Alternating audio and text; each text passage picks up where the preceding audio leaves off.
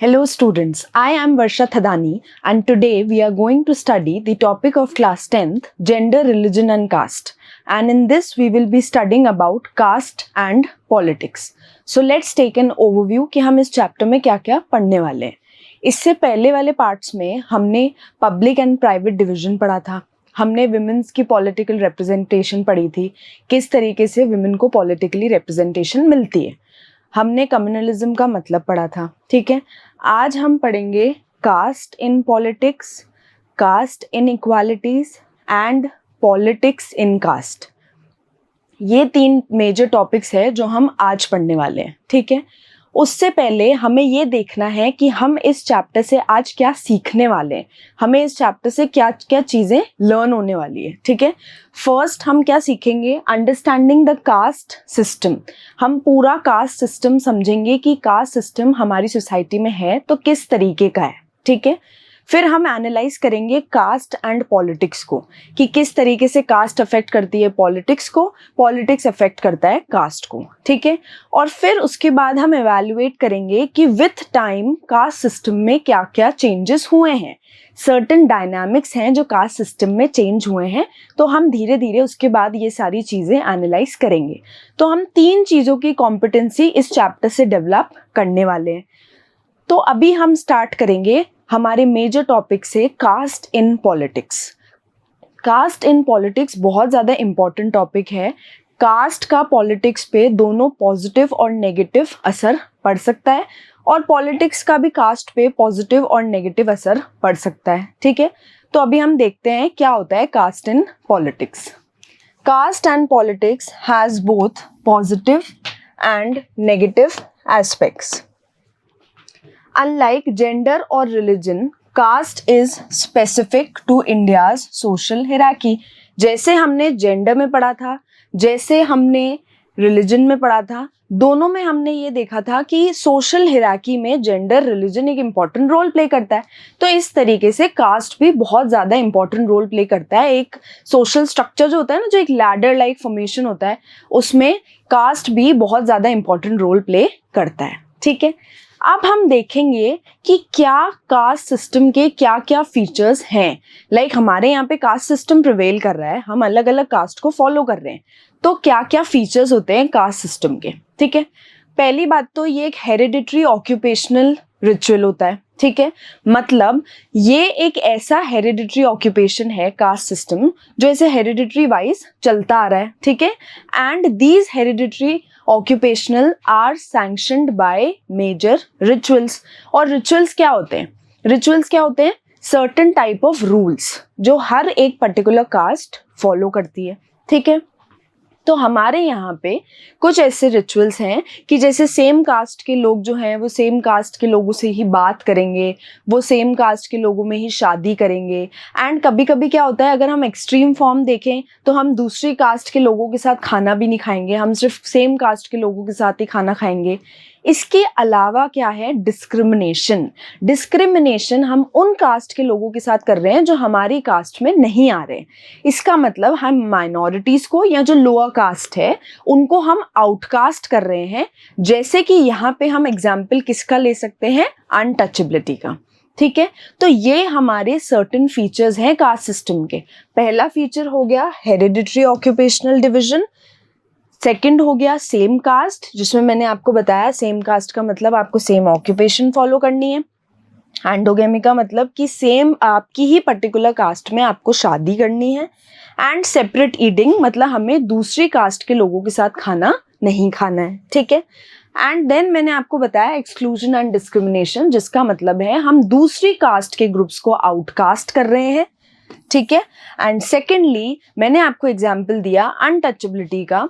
जैसे पहले होता था ना कि जैसे ब्राह्मण्स हैं तो ब्राह्मण्स क्या बोलेंगे कि हम जो हैं हम शूद्रस के साथ बैठ के खाना नहीं खाएंगे, जहाँ से शूद्रस निकल जाएंगे हम उस पर्टिकुलर रोड से नहीं निकलेंगे, हम उनको देखना भी पसंद नहीं करेंगे, क्योंकि हम तो जो लैडर लाइक फॉर्मेशन है, जो एक सोशल हायरार्की है, उसमें हम टॉप पे हैं. क्योंकि हम ब्राह्मण्स हैं तो इसीलिए हम शूद्रस को इतनी इंपॉर्टेंस नहीं दे रहे हैं. तो वहाँ पे बहुत ज़्यादा अनटचेबिलिटी प्रैक्टिस की जा रही थी. ठीक है, अब हम पॉइंट टू पॉइंट देखते हैं ये अलग अलग जो फीचर्स हैं कास्ट सिस्टम के, क्या होता है कास्ट सिस्टम, ठीक है। आइए फर्स्ट पॉइंट देखते हैं, hereditary occupational division sanctioned by rituals. मैंने आपको बताया there are certain rules of every particular caste. Okay. Second, members of the same caste group practiced the same or similar occupation. पहले ऐसा बहुत होता था कि सेम कास्ट के जो मेंबर्स हैं वो सेम ऑक्यूपेशन ही प्रैक्टिस करें। अब तो क्या हो गया, थोड़े बहुत चेंजेस आ चुके हैं, क्योंकि अब ऐसा हो गया है कि जो यंगर जनरेशन है, जो न्यू जनरेशन है, वो ये ट्राई कर रही है कि वो अपने अकॉर्डिंग अपना प्रोफेशन चूज करे। तो ये होता तो आज भी है, कई जगहों पे होता है, लेकिन पहले ये सिस्टम ज्यादा प्रिवेल कर रहा था, ठीक है। आगे देखते हैं, married with in the caste group. ये सारी चीजें अभी भी एग्जिस्ट कर रही हैं, ये सारी चीजें पहले भी एग्जिस्ट कर रही थी। बस पहले हम ये देखेंगे इसका परसेंटेज ज्यादा था कि आप सेम कास्ट ग्रुप में शादी करेंगे। आजकल लोगों के पर्सपेक्टिव्स चेंज हो गए हैं, लोगों की थिंकिंग चेंज हो गई है, तो लोगों को लगता है कि हम डिफरेंट कास्ट में भी मैरिज कर सकते हैं। लेकिन कास्ट सिस्टम का फीचर ये है that you have to marry within your own caste, ठीक है। Did not eat with members from other caste group. ऐसा थोड़ी होता है कि अगर हम एक पर्टिकुलर कास्ट को बिलोंग करते हैं, अगर हम दूसरी पर्टिकुलर कास्ट के लोगों से बात कर रहे हैं तो हम उनके साथ बैठ के खाना नहीं खाएंगे। ये वाला जो सिस्टम है ये एक एक्सट्रीम फॉर्म है कास्ट सिस्टम का, ऐसा नहीं होना चाहिए। बल्कि हम अगर इक्वालिटी की बात करते हैं तो इक्वालिटी में हम ये देखते हैं ना कि हम सबको इक्वल स्टेटस दे रहे हैं, नो मैटर वो किसी भी पर्टिकुलर कास्ट को बिलोंग करता है। बट ये वाले फीचर्स जो हैं हमारी इंडियन सोसाइटी में बहुत पहले से प्रिवेल कर रहे हैं, ठीक है। आगे, caste system was based on exclusion of and discrimination against the outcast group. जो आपके पर्टिकुलर ग्रुप में नहीं आ रहा है वो एक आउटकास्ट ग्रुप है, जो आपकी पर्टिकुलर कास्ट को फॉलो नहीं कर रहा है वो एक आउटकास्ट ग्रुप है। तो उनके साथ डिस्क्रिमिनेशन हो रहा था, अभी भी होता है कई जगहों पे, कई केसेस में, कई पर्टिकुलर एरिया में, और पहले भी ये डिस्क्रिमिनेशन एग्जिस्ट कर रहा था। They were subjected to the inhuman practice of untouchability. तो ये जो outcast group है ना, ये these outcast groups were subjected to the inhuman practice of untouchability।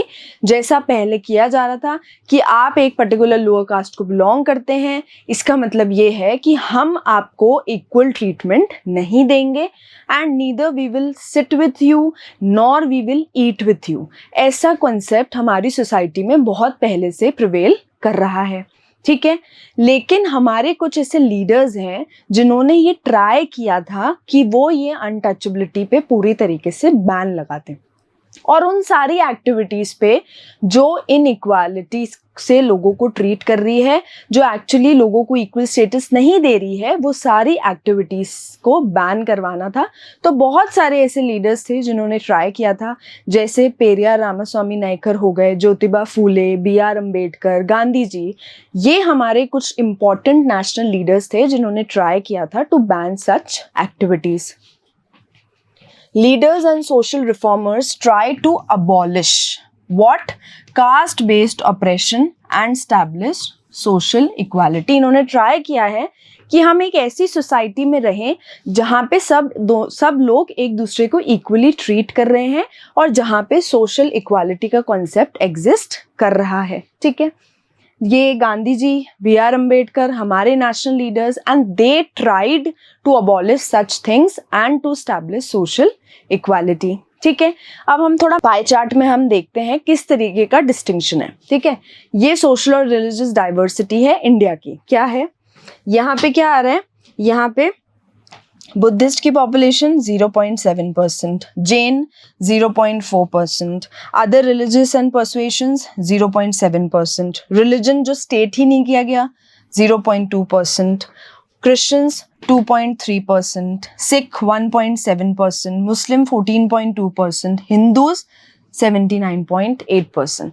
इस तरीके का पाई चार्ट में डिस्टिंक्शन बताया कि ये परसेंटेज दी गई है कि हमारे यहाँ पे हिंदूज इतने हैं, हमारे यहाँ पे क्रिश्चियन इतने हैं, मुस्लिम्स इतने हैं, सिख इतने हैं, कुछ हैं जिनकी परसेंटेज मेंशन ही नहीं करी गई है, कुछ है जो बुद्धिस्ट रिलीजन फॉलो कर रहे हैं, कुछ हैं जो जैन रिलीजन फॉलो कर रहे हैं।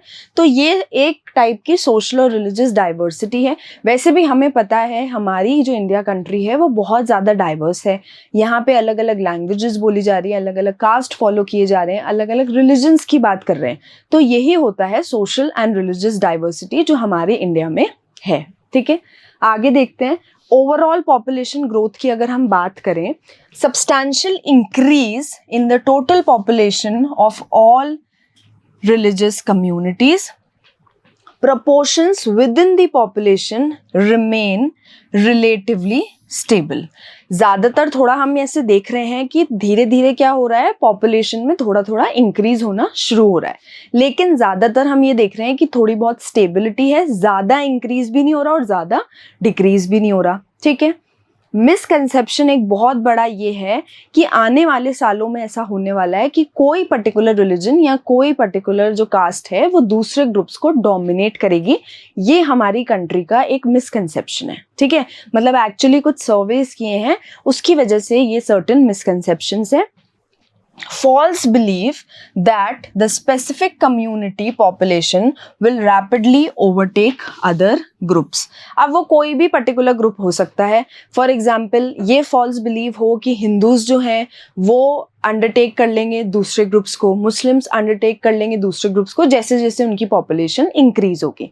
बट एक सर्वे हुआ है, सचार कमिटी ने एक सर्वे किया है जिसमें उन्होंने ये बोला है कि मुस्लिम पॉपुलेशन, मतलब ऐसा एक्सपेक्ट किया है कि मुस्लिम पॉपुलेशन आने वाले 50 सालों में 3 या 4% इंक्रीज हो जाएगी। इसका मतलब ये थोड़ी है कि वो डोमिनेट करेगी, नहीं, तो विथ टाइम ऐसा होगा कि दूसरी पॉपुलेशंस भी धीरे धीरे इंक्रीज हो सकती हैं। ठीक है, तो यहाँ पे जो प्रपोर्शन है वो रिलेटिवली स्टेबल है। Muslim population expected to increase modestly 3-4% over the next 50 years. Overall religious discrimination unlikely to face major shifts.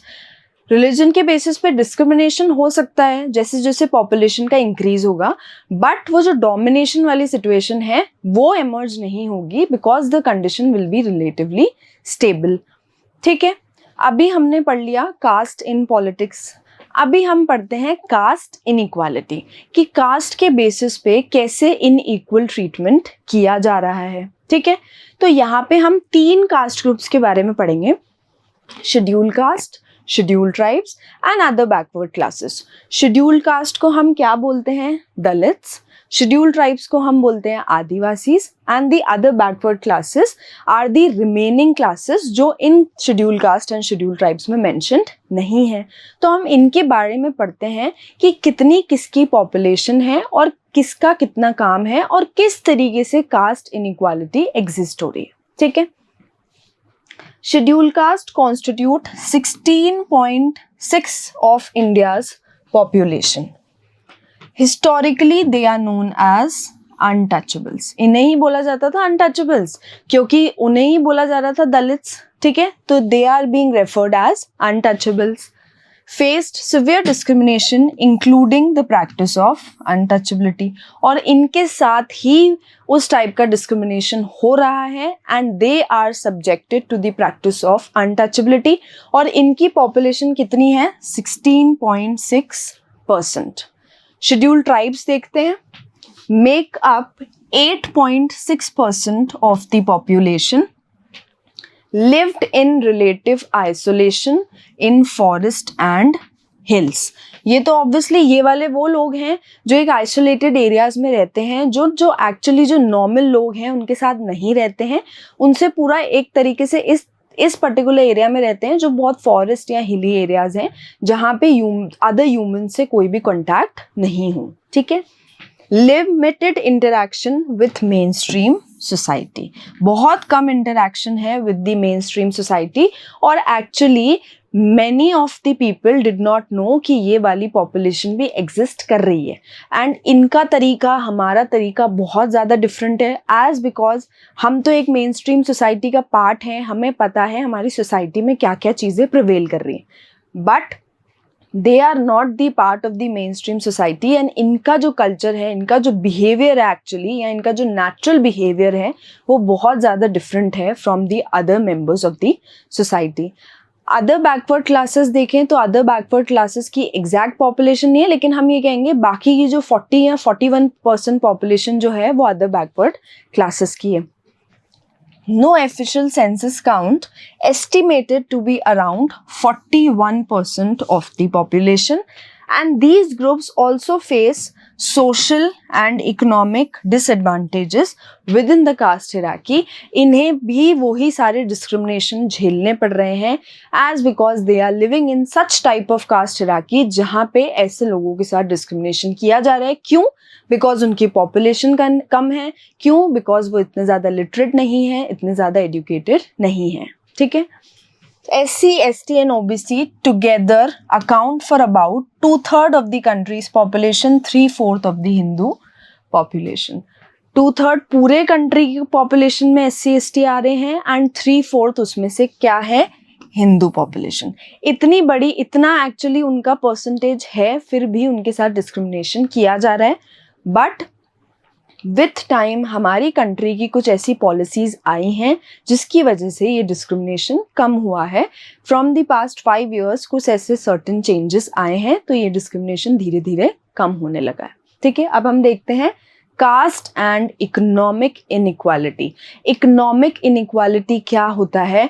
जहाँ पे आपको economic rights, economic opportunities, proper job opportunities इसीलिए नहीं मिल रहे हैं as because you are belonging to the minority group, और as because कि आप एक अलग बैकवर्ड क्लासेस से हैं, या आप एक ऐसी क्लास से हैं जहाँ पे आपको इतना ज़्यादा प्रपोर्शन ऑफ रिप्रेजेंटेशन नहीं मिल रहा है। ठीक है। Caste is an important source of economic inequality. Why? Because it regulates access to resources and various kinds. यहाँ पे हमें क्या लगता है, हम हमेशा से ये सोचते हैं कि हमारे पास ज़्यादा रिसोर्सेज होने चाहिए, हमारे पास ज़्यादा राइट्स और अपॉर्चुनिटीज़ होनी चाहिए, तो वहाँ पे क्या होता है, रिसोर्सेज की थोड़ी कमी आने लगती है। और हम ये ट्राई करते हैं, जो अपर कास्ट है या जो ऐसी कास्ट है जो मेजॉरिटी में है, जो डोमिनेट कर रही है, द माइनॉरिटी ग्रुप, वो ये ट्राई करेगी कि ज़्यादा से ज़्यादा इन रिसोर्सेज का एक्सेस उन्हें मिले। इसीलिए इकोनॉमिक इनइक्वालिटी है which is based on the caste system. ठीक है। जैसे हम एग्जाम्पल देखेंगे कि अनटचेबल्स जो थे उनको उनके लैंड पे ही डिनाइड था कि उनको उनका खुद का लैंड भी नहीं मिल सकता। ठीक है।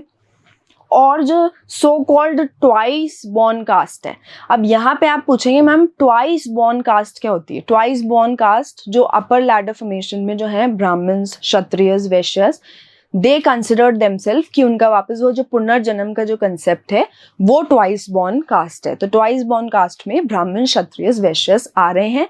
एंड ये जो अनटचेबल कास्ट है इसमें उस लैडर लाइक फॉर्मेशन की वजह से शूद्रस आ रहे हैं।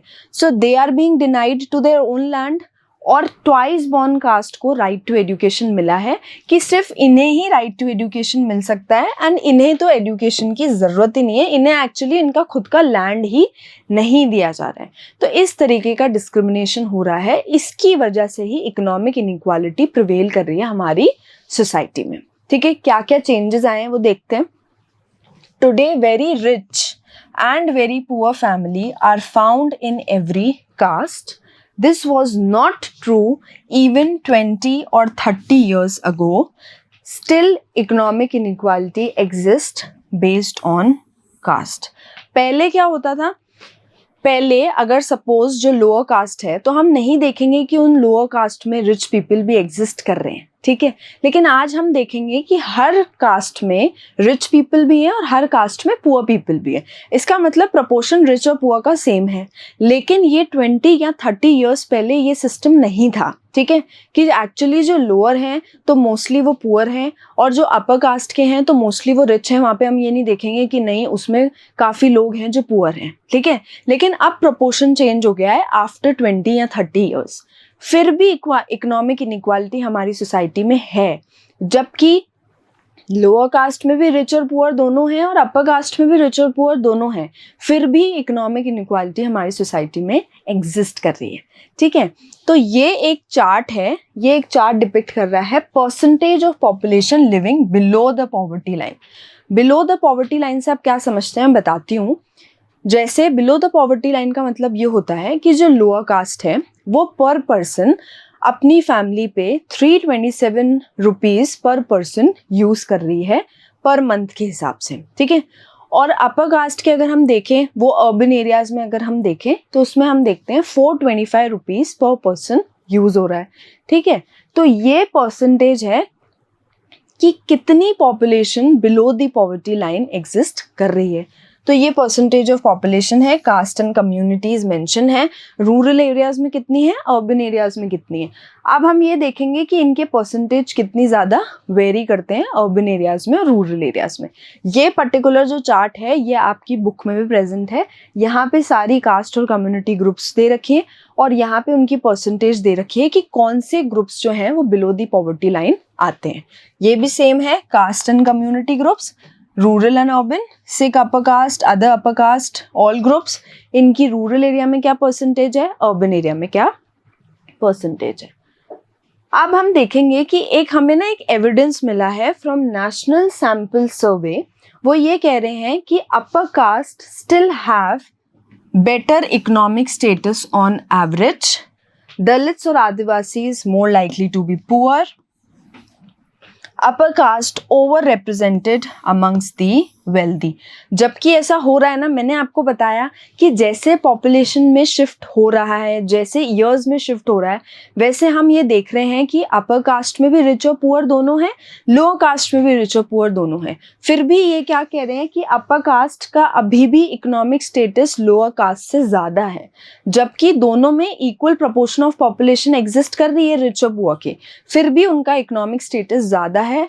आज भी हम ये देखेंगे कि जो दलित्स हैं, जो आदिवासी ग्रुप्स हैं, जिन्हें पहले अनटचेबल्स कहा जाता था, वो अभी भी पुअर कैटेगरी में ही एग्जिस्ट कर रहे हैं। तो ये क्यों है? क्योंकि हमारे यहाँ पे इकोनॉमिक इनइक्वालिटी आज भी एग्जिस्ट कर रही है। आज भी जो अपर कास्ट है ना वो वेल्दीज में काउंट होती है और जो लोअर कास्ट है वो पुअर क्लास में काउंट हो रही है, just because of the economic inequality that is existing in our particular country. ठीक है, अब हम कुछ टर्म्स पढ़ते हैं, कुछ टर्म्स को समझते हैं कि उन टर्म्स का क्या मतलब है। इतने सारे टर्म्स आ गए, पता तो होना चाहिए उसका मतलब क्या है। जैसे अर्बनाइजेशन का मतलब क्या होता है? अर्बनाइजेशन का मतलब होता है लोगों का शिफ्ट हो रहा है, पॉपुलेशन का शिफ्ट हो रहा है from rural to urban areas. ठीक है, और ये पॉपुलेशन शिफ्ट क्यों है? आप सोचेंगे क्यों अर्बनाइजेशन की ज़रूरत है? एज बिकॉज हम ये देखेंगे कि हमारी सोसाइटी में अगर हम रूरल एरियाज में देखें तो वहाँ पे इतनी इकोनॉमिक अपॉर्चुनिटीज़ नहीं है जितनी कहाँ पे है, अर्बन एरियाज में। इसीलिए अर्बनाइजेशन बहुत तेज़ी से हो रहा है। ठीक है, हम देखेंगे ऑक्यूपेशनल मोबिलिटी। मैंने आपको अभी पहले पढ़ाया फीचर्स ऑफ कास्ट सिस्टम में कि हेरिडिटरी ऑक्यूपेशनल मोबिलिटी है। मतलब यहाँ पे ये हो रहा है, पहले तो ऐसा हो रहा था कि सेम कास्ट के लोग सेम प्रोफेशन फॉलो कर रहे हैं, लेकिन ऑक्यूपेशनल मोबिलिटी ये कहता है कि शिफ्ट हो रहा है प्रोफेशन का, एज बिकॉज जो पॉपुलेशन है उनकी थिंकिंग में थोड़ा चेंज आया है। अब लोगों को अपने अकॉर्डिंग अपना प्रोफेशन चूज करने की आज़ादी है, एंड आज़ादी पहले भी थी बट पहले वो रिचुअल फॉलो किया जा रहा था। अब ऑक्यूपेशनल मोबिलिटी ये स्टेट करती है shift from one occupation to another, usually when a new generation takes up occupations other than those practiced by the ancestors। क्योंकि अभी वाली जो न्यू जनरेशन है ना वो ये चाह रही है कि हम अपने अकॉर्डिंग अपने प्रोफेशंस को प्रैक्टिस करें और हमारे जो एंसेस्टर्स ने किया वो ठीक है, बट हम उनका प्रोफेशन फॉलो नहीं करना चाहते, तो इसको हम बोलेंगे ऑक्यूपेशनल मोबिलिटी। थर्ड है कास्ट हिरार्की। कास्ट हिरार्की में एक लैडर लाइक फॉर्मेशन है जिसमें हायर कास्ट को ऊपर प्लेस किया जा रहा है, लोअर कास्ट को नीचे प्लेस किया जा रहा है। डेफिनेशन देखेंगे, a ladder like formation in which all the caste groups are placed from the highest to the lower caste. जैसे यहाँ पे मैं आपको वर्ण सिस्टम का एग्जाम्पल देती हूँ। ठीक है, मुझे पता है आप लोगों ने वर्ण सिस्टम का नाम सुना होगा। यही एक लैडर लाइक फॉर्मेशन था जिसमें पहले किसको रखा जा रहा है, ब्राह्मण्स को, then Kshatriyas,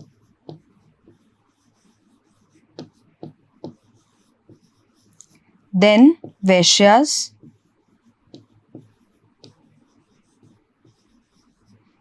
and then Shudras.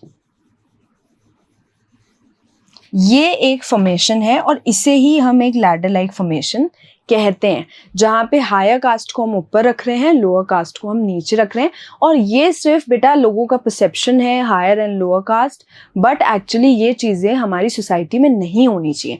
इन चीज़ों की वजह से ही इकोनॉमिक इनइक्वालिटी होती है, कास्ट इनइक्वालिटी होती है और लोग एक दूसरे के साथ डिस्क्रिमिनेशन करते हैं। तो ये एक वर्ण सिस्टम है जहाँ पे ये माना जाता है कि ब्राह्मण्स तो मोस्टली कौन होंगे, टीचर्स।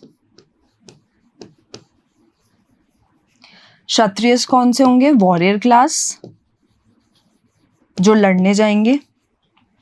वैश्यास होंगे बिजनेस क्लास,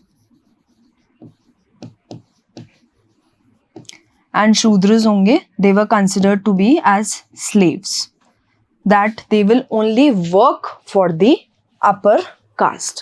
तो ये होता है कास्ट हिरार्की जो हमारी सोसाइटी में बहुत पहले से चलता आ रहा है। बट अभी मॉडर्न टाइम्स में हम देखेंगे ना, तो cast system in modern India have undergone great changes. काफ़ी सारे चेंजेस हुए हैं क्योंकि हमारी सोसाइटी में कुछ ऐसी पॉलिसीज आई हैं, कुछ ऐसे प्रोविजंस आए हैं जिसकी वजह से ये कास्ट इनइक्वालिटी कम करने की कोशिश की जा रही है। तो हम देखते हैं कैसे, रीजंस क्या हैं, क्यों actually what are the reasons कि क्या क्या सर्टेन चेंजेस आए हैं। पहला है इकोनॉमिक डेवलपमेंट। इकोनॉमिकली ऐसा हुआ है कि हर कास्ट ट्राई कर रही है कि उनका इकोनॉमिक डेवलपमेंट हो, उनको उनके सर्टेन राइट्स मिले, उनको उनकी सर्टेन राइट्स और अपॉर्चुनिटीज़ मिले। ठीक है, तो ये जो राइट्स और अपॉर्चुनिटीज़ लोगों को मिल रही है ना, तो उससे क्या हो रहा है, उन पर्टिकुलर कास्ट में इकोनॉमिक डेवलपमेंट हो रहा है। ठीक है, सेकेंड हम देखेंगे लार्ज स्केल अर्बनाइजेशन। हम ये देख रहे हैं अर्बनाइजेशन, हम पढ़ के आए हैं, शिफ्ट हो रहा है पॉपुलेशन का from rural to urban areas. तो इसकी वजह से भी सर्टेन चेंजेस आएंगे क्योंकि लोगों को और नई नई अपॉर्चुनिटीज मिलेगी रूरल एरिया में भी और अर्बन एरिया में भी। ठीक है, growth of literacy and education. अब हम देखेंगे कि हमारी कंट्री की जो लिटरेसी रेट है वो इंक्रीज हो गई है। हमारी कंट्री में एजुकेशन सिस्टम इस तरीके से हो गया है कि लोगों को better opportunity, better education opportunities मिल रही है, जिसकी वजह से लिटरेसी रेट भी हमारी कंट्री में धीरे धीरे बढ़ता जा रहा है। ठीक है, ऑक्यूपेशनल मोबिलिटी। हम देख रहे हैं कि पहले क्या हो रहा था कि आपको सेम कास्ट के जो लोग हैं वो सेम प्रोफेशन फॉलो कर रहे हैं। अब ऑक्यूपेशनल मोबिलिटी में नई जनरेशन अपने अकॉर्डिंग प्रोफेशंस चूज कर रही हैं, जिसकी वजह से ग्रोथ तो होगा।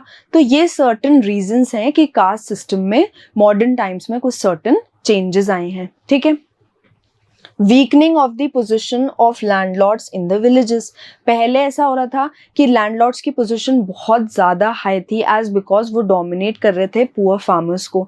बट अब क्या है, अब थोड़ा बहुत चेंज आने लग गया है, लैंडलॉर्ड्स की पोजीशंस भी वीक हो रही है as because farmers also know their certain rights. ठीक है, constitutional prohibited any caste based discrimination, जिसका मतलब ये है कि हमारे कॉन्स्टिट्यूशन में कुछ ऐसे सर्टेन लॉज आ गए हैं, कुछ ऐसी चीज़ें आ गई हैं जिसकी वजह से कास्ट बेस्ड डिस्क्रिमिनेशन नहीं होना चाहिए। जैसे मैंने आपको पहले वाले लेक्चर में बताया था कि हमारे यहाँ पे सेक्युलर स्टेट है। सेक्युलर स्टेट क्या कहता है कि कास्ट के बेसिस पे किसी के साथ डिस्क्रिमिनेशन नहीं होगा और कास्ट के बेसिस पे सोशल इनइक्वालिटीज नहीं होंगी। तो ये हमारे कॉन्स्टिट्यूशन ने ही सर्टेन राइट्स दिए हैं स्टेट को कि उन्हें ये डिस्क्रिमिनेशन रोकना है और उन्हें ऐसे प्रोविजंस लेके आने हैं कि डिस्क्रिमिनेशन या इनइक्वालिटी हमारी कंट्री में एग्जिस्ट ना करे। ठीक है, अब हम देखते हैं some of the older aspects of caste have persisted. पहले के जो ओल्डर एस्पेक्ट्स हैं जो हमारे कास्ट सिस्टम में थे वो क्या हैं।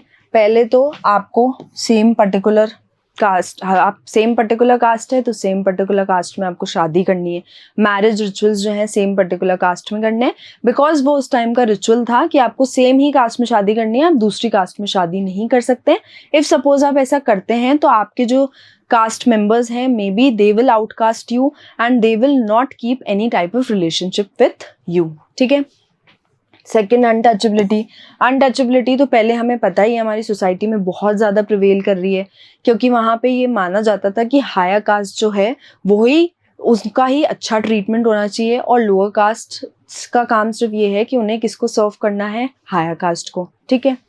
एजुकेशन, अब पहले तो इतना एजुकेशन अपॉर्चुनिटीज़ नहीं मिल रही थी जिस तरीके से आज मिल रही है। तो पहले की एजुकेशन अपॉर्चुनिटीज़ इतनी ज़्यादा अच्छी नहीं मानी जा रही थी, जिसकी वजह से काफ़ी ज़्यादा लिटरेसी रेट कम थी। क्योंकि पहले क्या हो रहा था, लोगों के अलग अलग कंसेप्शंस थे, अलग अलग एक्चुअली लोगों के परसेप्शंस थे किसी पर्टिकुलर चीज़ को लेकर।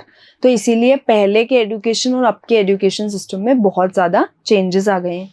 फोर्थ, इकोनॉमिक स्टेटस लोगों का चेंज होने लगा है बिकॉज अर्बनाइजेशन में शिफ्ट हो रहा है, लोग यहाँ से वहाँ शिफ्ट हो रहे हैं for better opportunities, for better rights, for better working conditions. और लोगों को अपना लाइवलीहुड अर्न करना है तो लोग एक एरिया से शिफ्ट होकर दूसरे एरिया में ज़रूर आएंगे, ठीक है। फर्स्ट देखते हैं, most people marry within the caste and tribe. जैसा मैंने आपको बताया, सेम कास्ट सेम ट्राइब में शादी हो रही है, ठीक है। Untouchability persist despite being constitutional band. ऐसा होता है कि आज भी कुछ ऐसे विलेजेस हैं, कुछ ऐसे एरियाज हैं जो इतने ज़्यादा डेवलप नहीं हैं, वहाँ पे अनटचेबिलिटी आज भी परसिस्ट कर रही है, ठीक है। फिर उसके बाद the caste groups that had access to education under the old system had done very well in acquiring modern education as well. पहले क्या हो रहा है, हमने वहाँ पे पढ़ा था ना कि जो so called twice born caste हैं उनको ही क्या मिल रही है, मॉडर्न एजुकेशन। तो उन्होंने क्या किया है, उस एजुकेशन का भरपूर फ़ायदा उठाया है और उन्होंने वो एजुकेशनल अपॉर्चुनिटीज़ बहुत अच्छे से यूज़ की हैं, ठीक है, जिसकी वजह से मॉडर्न टाइम्स में भी मॉडर्न एजुकेशन में उनको फेवर मिल रहा है, ठीक है। Caste continues to be closely linked to economic status. आज भी ऐसा है कि कास्ट इकोनॉमिक स्टेटस से बहुत ज़्यादा लिंक्ड है, एज बिकॉज आप जिस कास्ट को बिलोंग करते हो आपका इकोनॉमिक स्टेटस भी उसी तरीके से काउंट किया जाता है। क्योंकि हमारे सर्टेन परसेप्शंस है ना, बाकी ऐसा होना नहीं चाहिए बट उसी तरीके से काउंट किया जाता है, ठीक है। अब हम देखेंगे कि एजुकेशन सिस्टम में सो कॉल्ड अनटचेबल्स को डिनाइड टू लैंड तो मिला ही, ठीक है, and they also lagged behind in acquiring modern education as because उन्हें जब अपना खुद के लैंड पे ही डिनाई मिल रहा है, उनको खुद का लैंड ही नहीं मिल रहा है, तो उनको मॉडर्न एजुकेशन तो कहाँ से मिलेगा, इसीलिए they lagged behind in modern education. लेकिन जो ट्वाइस बॉर्न कास्ट है उनको एक्सेस टू एजुकेशन था, ठीक है, इसकी वजह से they have acquired modern education as well. लेकिन इन्हें तो एक्सेस टू एजुकेशन ही नहीं था, इसीलिए इन्हें मॉडर्न एजुकेशन भी नहीं मिल रही है, ठीक है। That is why there is a disproportionately large presence of upper caste among the urban middle classes in our country. इसीलिए आज भी हम देखेंगे कि जो अर्बन मिडिल क्लासेस हैं उनमें ज़्यादातर प्रेजेंस किसका है, सिर्फ अपर कास्ट का।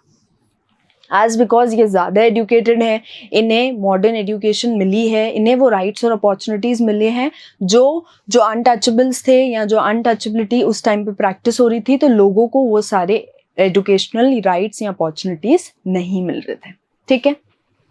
सिमिलैरिटीज़ टू कम्युनलिज्म, हमने कम्युनलिज्म पढ़ा था, वहाँ पे रिलीजन को बेस बनाया जा रहा था कंट्री को डिवाइड करने के लिए, ठीक है।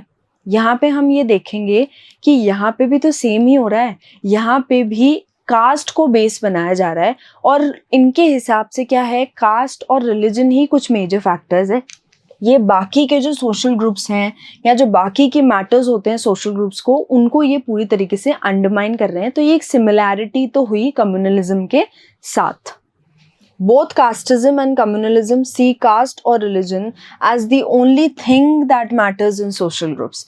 They ignores other aspects of person's identity कि इंसान के खुद के अपने अलग अलग रोल्स होते हैं, अलग अलग लोग अपनी पॉलिसीज फॉलो कर रहे हैं, लोगों के अपने अलग अलग कुछ प्रोविजंस भी हो सकते हैं, लेकिन फिर भी ये इंसान की जो पर्सनल आइडेंटिटी है उसको इग्नोर कर रहे हैं और इनके हिसाब से कास्टिज्म और कम्युनलिज्म ही कास्ट और रिलीजन को एक बेस मान रहे हैं एक पर्टिकुलर सोशल ग्रुप का, जो नहीं होना चाहिए बिकॉज इसकी वजह से ही इनइक्वालिटीज एग्जिस्ट कर रही हैं, ठीक है।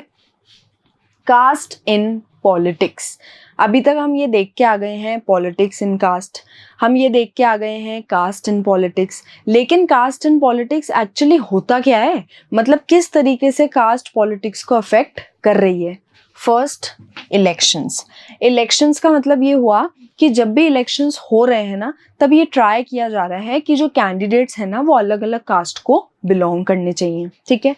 Second, appeals. अपील्स का मतलब ये हुआ कि हर एक पर्टिकुलर पार्टी या हर एक पर्टिकुलर रूलर क्या चाहेगा, वो अपील करेगा, ताकि क्या हो कि लोग भी उस पर्टिकुलर पार्टी को चूज करें, ठीक है। और वो अपील कैसे होती है, through various symbols, through various science, या कोई इमोशनल अपील जिसकी वजह से उनको चूज किया जाए, ठीक है।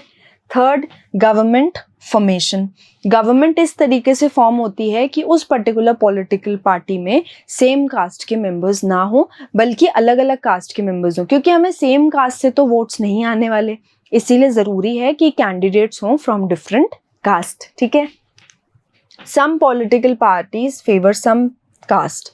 कुछ पर्टिकुलर पॉलिटिकल पार्टी क्या करती है, सेम कास्ट को ही फॉलो करती है, या सेम कास्ट को ही वो प्रेफर कर रही है, या उनको ही कुछ फेवर्स दे रही है।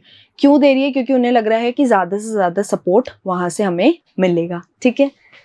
Universal adult franchise. हमारे यहाँ पे यूनिवर्सल अडल्ट फ्रेंचाइज का कॉन्सेप्ट है, इसीलिए पार्टीज क्या ट्राई करती हैं कि वो एक इमोशनल अपील करें, वो गवर्नमेंट का फॉर्मेशन इस तरीके से करें कि एक्चुअली उन्हें ज़्यादा से ज़्यादा सपोर्ट मिले फ्रॉम वेरियस डिफरेंट कास्ट, ठीक है। अब आगे देखते हैं कैसे।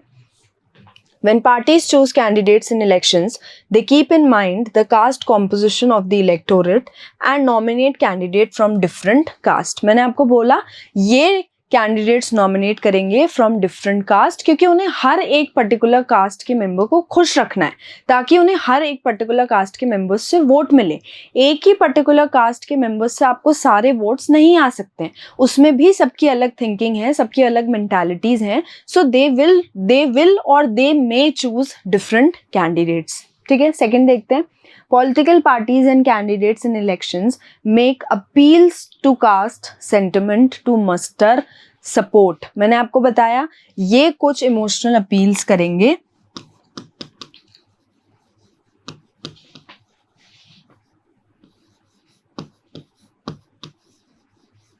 और ये अपील्स क्यों होती हैं एंड कैसे होती है, क्यों होती है, उसका रीजन ये है, टू मस्टर सपोर्ट।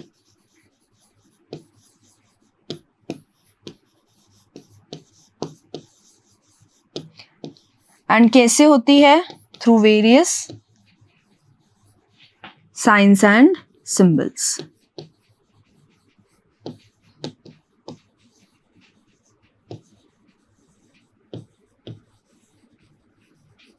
या अपनी पॉलिटिकल पार्टी का कोई एजेंडा ले आओ कि हम तो इस पर्टिकुलर इशू पे बहुत बात कर रहे हैं, तो ये भी एक टाइप की अपील होती है टू द सिटीजन्स, ताकि वो सिटीजन आपको सपोर्ट करें एंड आपको वोट दें। थर्ड देखते हैं। When government are formed, political party usually take care that representative of different caste and tribes find a place in it. ये मैंने आपको बताया, जब गवर्नमेंट फॉर्म हो रही है तब पॉलिटिकल पार्टीज इस बात का ध्यान रखते हैं कि उस पर्टिकुलर गवर्नमेंट में अलग अलग कास्ट और ट्राइब के लोग हों। क्यों? ताकि वहाँ पे किसी को ये ना लगे कि हमारे साथ डिस्क्रिमिनेशन हो रहा है। तो फिर हम ये कह ही नहीं सकते ना कि हम एक डेमोक्रेटिक कंट्री हैं अगर सेम ही कास्ट के लोगों को हम प्रेफर कर रहे हैं या उनको ही प्रेफरेंस दे रहे हैं। ज़रूरी है कि अलग अलग कास्ट और ट्राइब के लोगों को अपॉर्चुनिटीज मिले और फिर गवर्नमेंट फॉर्म हो, ठीक है। Fourth, some political parties are known to favor some caste and are seen as their representative. कई बार कुछ पॉलिटिकल पार्टीज कुछ पर्टिकुलर कास्ट को फेवर करती है और उनके रिप्रेजेंटेटिव बन के काम करती है, बट ये नहीं होना चाहिए। एक पर्टिकुलर कास्ट को अगर आप फेवर करेंगे तो दूसरा आपको ना सपोर्ट देगा और ना ही आपको वोट्स देगा, ठीक है। Universal adult franchise and the principle of one person, one vote compelled political leaders to gear up to the task of mobilizing and securing political support. क्योंकि यहाँ पे हमारे पास यूनिवर्सल एडल्ट फ्रेंचाइज है, इसका मतलब वन पर्सन वन वोट है, तो वहाँ पे पॉलिटिकल लीडर्स क्या करते हैं, वो ज़्यादा से ज़्यादा सपोर्ट मोबिलाइज करने की कोशिश करते हैं, क्योंकि उन्हें पता है हमारे यहाँ पे सबको राइट टू वोट है, और सबको राइट टू वोट है तो सबकी अपनी आइडियोलॉजीज हैं, सबकी अपनी थिंकिंग है, तो वहाँ पे सपोर्ट गैदर करना बहुत ज़्यादा ज़रूरी हो जाता है, ठीक है। अब हम देखते हैं कास्ट इजंट एवरीथिंग। कास्ट ही सब कुछ नहीं है, हम तो कास्ट को बेस ही बना के बैठ गए हैं पॉलिटिक्स में, लेकिन ज़रूरी नहीं है कि caste exist in each and every thing. कैसे? No single caste dominates constituency. एक पर्टिकुलर कास्ट जब भी कॉन्स्टिट्यूंसीज बन रही हैं, असेंबलीज बन रही हैं, गवर्नमेंट फॉर्म बन रही है, तब उस टाइम पे एक सिंगल कास्ट डोमिनेट नहीं करती। वो तो नहीं करेगी ना, क्योंकि वहां पे जब चूजिंग हो रही है तब अलग अलग कास्ट से चूज किए जा रहे हैं कैंडिडेट्स, ठीक है। Second, not all within a caste vote the same way. इसका मतलब समझ में आ रहा है कि जरूरी नहीं है सेम पर्टिकुलर कास्ट के लोग सेम तरीके से ही वोट करेंगे। हम एक दूसरे से बात कर लेते हैं, अच्छा आप किसको वोट दोगे, आप किसको वोट दोगे, बोल तो देते हैं, लेकिन फिर उसके बाद हम अपनी सोच से ही वोट देते हैं। तो जरूरी नहीं है सेम पर्टिकुलर कास्ट के सेम परसेप्शन हो सेम लीडर को लेकर, उनके अपने अपने परसेप्शंस हो सकते हैं और वो डिफरेंटली वोट कर सकते हैं, ठीक है। Many political parties may put up candidates from the same caste. कुछ पॉलिटिकल पार्टीज करती हैं ऐसा कि सेम कास्ट से कैंडिडेट पुटअप करें, जैसे हमने देखा कि सेम कास्ट को ही सपोर्ट कर रहे हैं और फिर उनके रिप्रेजेंटेटिव बन के काम कर रहे हैं, बट ये नहीं होना चाहिए, ठीक है। Fourth, ruling parties lose. बहुत बार ऐसा होता है रूलिंग पार्टी भी लूज करती है। क्यों? क्योंकि people are not happy with the ruling party और विद द रूलिंग रिप्रेजेंटेटिव। कुछ वजहों से रूलिंग पार्टी में lose in the upcoming elections. और यही तो होता है जो हमने पढ़ा था, पहले भी हमने ये चीज़ पढ़ी है कि हमारे यहाँ पे इलेक्शंस फ्री और फेयर होते हैं, जिसकी वजह से रूलिंग पार्टी भी हार सकती है, ठीक है। Other factors like party loyalty, class, leaders' popularity also influence vote. दूसरे फैक्टर्स भी हैं कि कितने लोग उस पर्टिकुलर पार्टी को लॉयल हैं, कितने लोगों को वो लीडर बहुत ज़्यादा पॉपुलर लग रहा है, कि उन्हें लगता है कि नहीं ये लीडर तो बहुत इन्फ्लुएंशियल लीडर है और ये हमारे लिए काम करेगा। अभी भी देखो ये एक सर्टेन इश्यूज से डील कर रहा है, तो बाद में जाके भी हमारे पे काम करेगा। तो ये वाले फैक्टर्स भी इन्फ्लुएंस कर सकते हैं वोट्स को। और वी एज अ वोटर, हम ही वोटर्स हैं, तो हमें इन्फ्लुएंस करते हैं ये सारे फैक्टर्स और हमें हमारी समझ से वोटिंग करनी पड़ती है। जैसे first point, no parliamentary constituency in the country has a clear majority. एक सिंगल कास्ट की क्लियर मेजॉरिटी कभी नहीं हो सकती, ठीक है। Second, so every candidate and party needs to win the confidence of more than one caste and community. इसीलिए ही तो वो दूसरी कास्ट और कम्युनिटीज के कॉन्फिडेंस जीतते हैं थ्रू वेरियस अपील्स और थ्रू वेरियस इमोशनल अपील्स, ताकि क्योंकि उन्हें पता है कि एक पर्टिकुलर पार्लियामेंट्री कॉन्स्टिट्यूंसी में एक पर्टिकुलर सिंगल कास्ट डोमिनेट नहीं कर सकती, इसीलिए ये ज़रूरी है कि दूसरी कास्ट के भी सपोर्ट लेने हैं। Third, no party wins the votes of all the voters of a caste और कम्युनिटी। एक ही पर्टिकुलर कास्ट या कम्युनिटी के सारे वोट्स आपको नहीं मिल सकते। क्यों? When people say that caste is a vote bank of one party, it usually means that a large proportion of the voters form that caste vote for that party. लोग तो कहते हैं ना कि भाई people are the vote bank for a particular party. उसका मतलब ये होता है कि उस पर्टिकुलर कास्ट के लोग उसी पर्टिकुलर पार्टी को वोट दे रहे हैं, पर ज़रूरी नहीं है हमेशा ऐसा हो कि सेम कास्ट के लोग, सेम कम्युनिटी के लोग सेम ही पर्टिकुलर पार्टी को वोट करें, ठीक है। Fourth, many political parties may put up candidates from the same caste. Some voters have more than one candidate from their caste, while many voters have no candidate from their caste. एक particular party से ज़्यादा candidates put up करना, तो कुछ cast में तो ऐसा हो सकता है कि कुछ पर्टिकुलर पार्टी में सेम मेंबर्स के लोग हैं, सेम कास्ट के लोग हैं, और कुछ में ऐसा है कि सेम कास्ट के कैंडिडेट्स हैं ही नहीं। मतलब वो डिफर करता है पार्टी टू पार्टी या जिस तरीके से वोटिंग हो रही है, ठीक है। The ruling party and the sitting MP or MLA frequently lose elections in our country. That could not happen if all the caste and communities were frozen in their political preferences. हमारी ruling party या जो ruling MPs और MLAs हैं वो upcoming elections में हार जाते हैं, और ये कह रहे हैं कि वो तब नहीं होगा जब सारी कास्ट और कम्युनिटीज अपने पॉलिटिकल प्रेफरेंसेस पे ध्यान रखें। सबको अगर पता होगा ना कि हाँ हमारा पॉलिटिकल प्रेफरेंस ये है, हमें तो इसी पर्टिकुलर रिप्रेजेंटेटिव को वोट देना है और इसे ही चूज करना है, तब ये रूलिंग पार्टी उन सर्कमस्टांसिस में मे बी ना हारे। बट क्योंकि फ्री एंड फेयर इलेक्शंस का कॉन्सेप्ट है और क्योंकि हम फ्री हैं, हम अपने कोई भी रिप्रेजेंटेटिव्स चूज कर सकते हैं इन दी अपकमिंग इलेक्शंस, तो ये वाला कॉन्सेप्ट हमारी यहाँ पे प्रिवेल कर रहा है, ठीक है। आगे देखते हैं अदर फैक्टर्स इन इलेक्शंस। कभी कभी क्या होता है बेटा कि पार्टीज को लोग, जितने भी कास्ट के जो लोग होते हैं ना, वो पार्टीज को ज़्यादा प्रायोरिटी दे देते हैं as compare to their own caste. तो प्रायोरिटाइज पार्टी एफिलिएशन, मतलब वो अपनी पार्टी को इतनी ज़्यादा इंपॉर्टेंस दे रहे हैं कि वो अपनी खुद की कास्ट को फेवर नहीं कर रहे हैं, ठीक है। Second, different voting preferences based on economic classes. अब क्या होता है, लोगों का जो क्लास है ना, लोगों की जो इकोनॉमिक क्लास है, इकोनॉमिक क्लास का मतलब क्या हुआ, रिच और पुअर। तो लोगों की जो पर्सपेक्टिव है ना वो उस तरीके से होते हैं, रिच अलग तरीके से सोचेंगे, पुअर अलग तरीके से सोचेंगे, और उनके वोटिंग प्रेफरेंसेस भी उस तरीके से अलग अलग निकल के आएंगे, ठीक है। Governments work and leader popularity, कुछ लोग ये सोच के वोट देते हैं कि गवर्नमेंट ने हमारे लिए कितना काम किया है, ये लीडर कितना इन्फ्लुएंशियल है, कितना पॉपुलर है, और आगे चल के ये हमारे साथ कितना अच्छा रहेगा या कितना अच्छा काम करेगा। तो लोगों के अलग अलग, तीन अलग अलग पर्सपेक्टिव्स हैं। कुछ तो अपनी कास्ट को चूज नहीं करेंगे, पार्टी को चूज करेंगे। कुछ क्या करेंगे कि उनके वोटिंग प्रेफरेंसेस उनके इकोनॉमिक स्टेटस पे डिफर करते हैं, कोई रिच है कोई पुअर है। और कुछ ये सोच के करेंगे कि गवर्नमेंट ने हमारे लिए कितना काम किया है और लीडर कितना इन्फ्लुएंशियल है। वोटर्स में prioritize party affiliation over caste, caste को इतना प्रायोरिटी नहीं दे रहे, ये पार्टीज को ज्यादा प्रायोरिटीज दे रहे हैं क्योंकि उन्हें लग रहा है हमें वहां ज्यादा फायदा मिलेगा। People within a caste can have different voting preferences based on economic class, जैसे मैंने आपको बताया था, rich and poor, ठीक है। Voters access the government's work and leader popularity which can influence their vote. वो पहले assess करेंगे कि अच्छा पिछले 5 सालों में इस पर्टिकुलर लीडर ने ये काम किया है, उसके बाद ही उनके वोट उस पर्टिकुलर चीज से इन्फ्लुएंस होंगे, ठीक है। आप देखते हैं influence of politics on caste system. क्या पॉलिटिक्स का इन्फ्लुएंस है कास्ट सिस्टम पे। कभी कभी क्या करते हैं लोग, कास्ट अपने आप को बढ़ाने के लिए वो दूसरी कास्ट के साथ एक टाइप का अलायंस या फ्रेंडशिप क्रिएट करती है ताकि वो पॉलिटिक्स में पार्टिसिपेट कर सके। तो फर्स्ट पॉइंट ये कह रहा है, caste groups try to become bigger. कैसे, कोलिजन विथ अदर कास्ट, दूसरी कास्ट के साथ एक टाइप की अलायंस क्रिएट करना।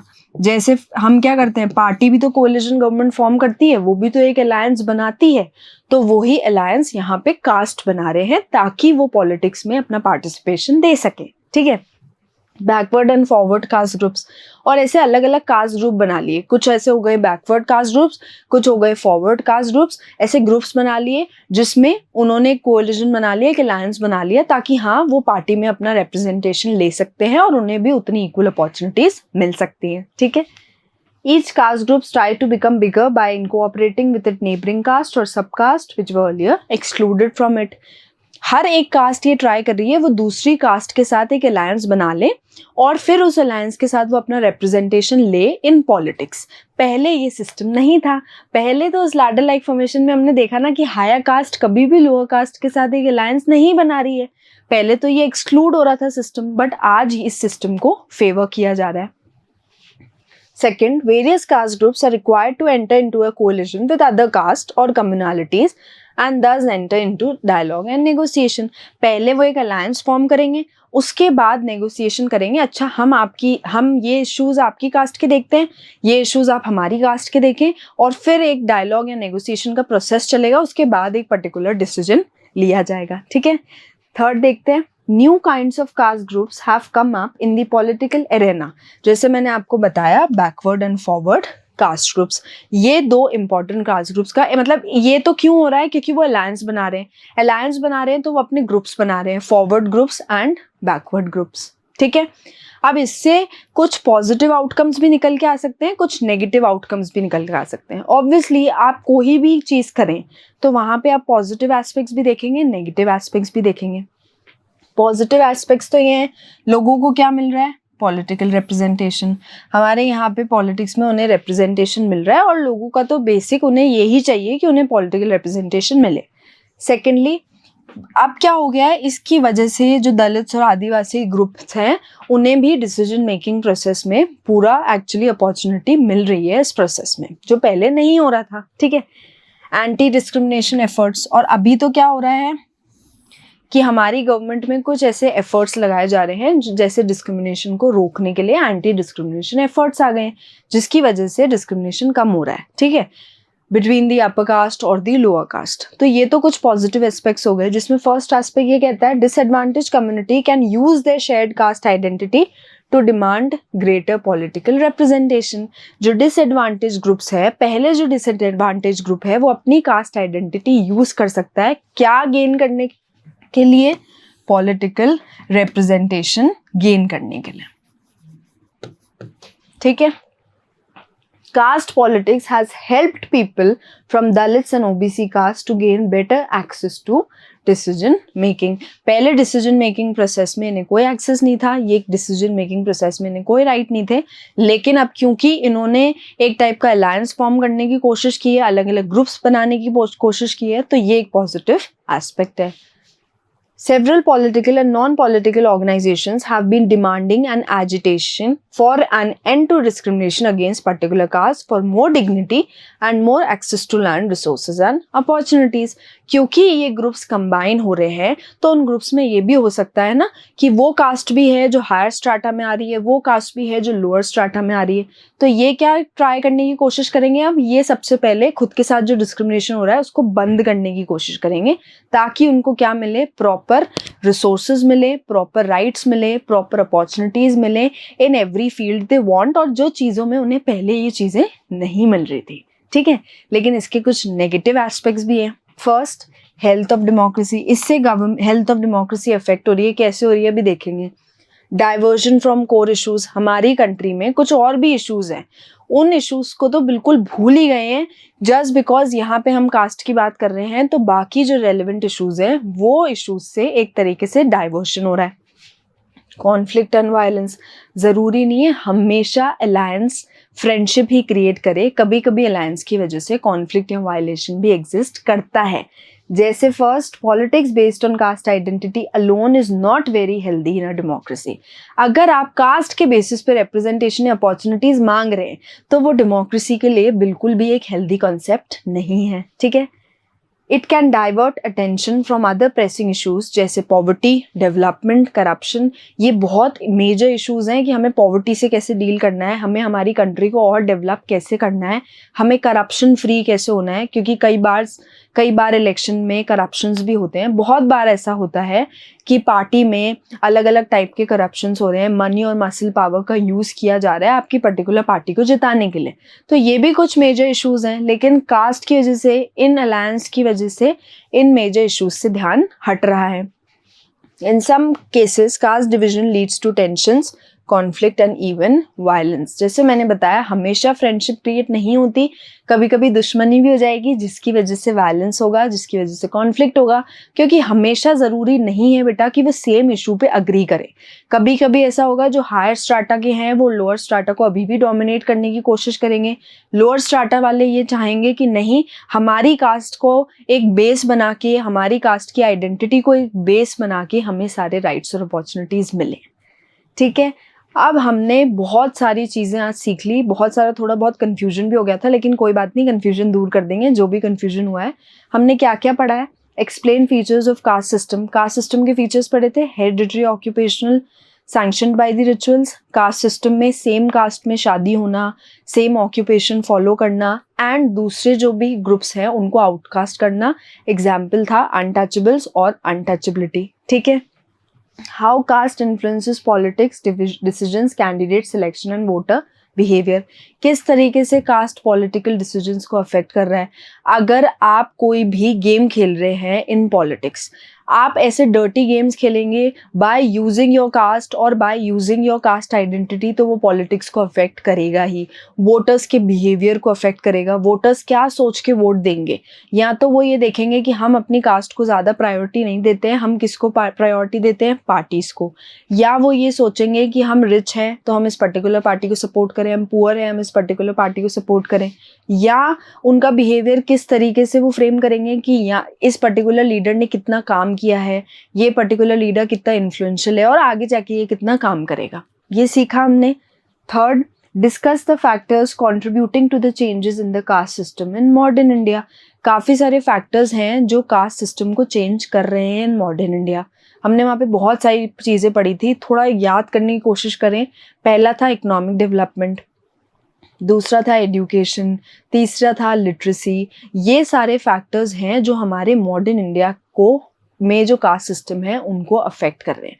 अर्बनाइजेशन हो गया, ऑक्यूपेशनल मोबिलिटी हो गया, ये सारे ऐसे फैक्टर्स हैं जो हमारे कास्ट सिस्टम में धीरे धीरे चेंजेस लाने की कोशिश कर रहे हैं, ताकि कास्ट इनइक्वालिटीज भी धीरे धीरे कम हो जाएं और कास्ट के बेसिस पे जो इकोनॉमिक इनइक्वालिटीज हैं वो भी कम हो जाएं। ठीक है, तो ये सारी चीजें आज हमने इस चैप्टर में पढ़ी है। ठीक है, अब हम कुछ क्वेश्चंस देख लेते हैं, कुछ रिकॉल करते हैं और कुछ क्वेश्चंस देखने की कोशिश करते हैं।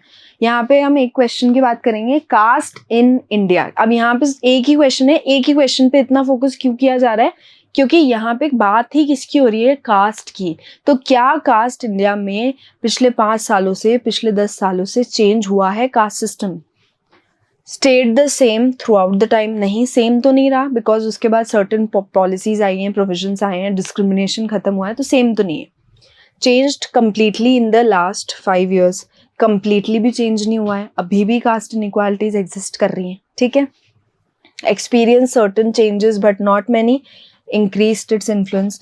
इन्फ्लुएंस तो इतना ज़्यादा इंक्रीज नहीं हुआ है, लेकिन हाँ बहुत सारे चीज़ें देखने के बाद, बहुत सारी चीज़ें एनकाउंटर करने के बाद कास्ट सिस्टम में कुछ चेंजेस तो आए हैं, ज़्यादा चेंजेस नहीं आए हैं, लेकिन हमारी गवर्नमेंट वर्कआउट कर रही है कि ये सारे डिस्क्रिमिनेशन भी जो प्रिवेल कर रहे हैं इतने टाइम से, वो तो ख़त्म हुए हैं। अभी भी जो डिस्क्रिमिनेशन है on the basis of caste, on the basis of economic development, तो ये सारे डिस्क्रिमिनेशन ख़त्म हो जाए। बहुत सारी चीज़ें पढ़ ली, एक बार रिकॉल कर लेते हैं। हमने बहुत सारी चीज़ें पहले भी पढ़ी हैं। हमने पब्लिक प्राइवेट डिवीज़न पढ़ा, हमने ये पढ़ा कि विमेन को किस तरीके से पॉलिटिकल रिप्रेजेंटेशन मिलता है, हमने कम्युनलिज्म पढ़ा, और आज हमने मेजरली 3 टॉपिक्स के बारे में बात करी थी, caste in politics, economic inequality, politics in caste. किस तरीके से कास्ट पॉलिटिक्स को अफेक्ट करता है, कौन से फैक्टर्स हैं जिसकी वजह से कास्ट में चेंजेस आए हैं, किस तरीके से लोगों की थिंकिंग चेंज हो रही है, किस तरीके से लोग अलायंस बना रहे हैं। अलायंस बनाने के हमने पॉजिटिव और नेगेटिव एस्पेक्ट्स पढ़े थे। अलायंस बनाने का मतलब ये नहीं है कि हमेशा एक फ्रेंडशिप में ही तब्दील होगा वो अलायंस, हमेशा ऐसा नहीं होता। कभी कभी कॉन्फ्लिक्ट या वायलेंस भी क्रिएट हो सकते हैं, बट फिर भी लोगों ने ट्राई किया है कि वो अपना डिस्क्रिमिनेशन ख़त्म करें और वो एक दूसरे के साथ कास्ट अलायंस फॉर्म कर रहे हैं, जो पहले ये सिस्टम हमारी सोसाइटी में प्रिवेल नहीं कर रहा था। तो हम ट्राई करेंगे कि ये डिस्क्रिमिनेशन विथ टाइम और ओवर टाइम हम ये डिस्क्रिमिनेशन खत्म करें। आई होप क्लियर है, एक बार हम रीडिंग करेंगे चैप्टर की और ज़्यादा क्लियर हो जाएगा। ठीक है, थैंक यू।